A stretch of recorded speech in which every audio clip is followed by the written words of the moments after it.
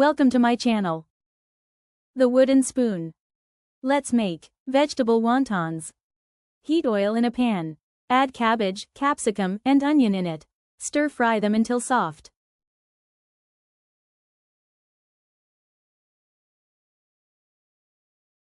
Add salt and black peppers and mix them properly.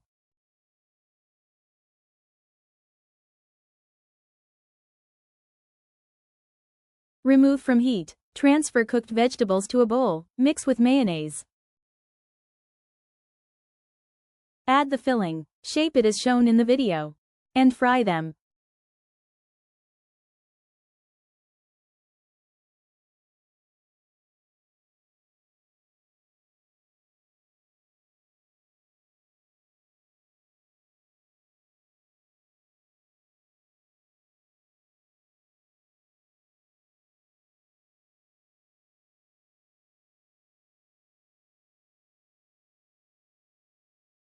Vegetable wontons are ready.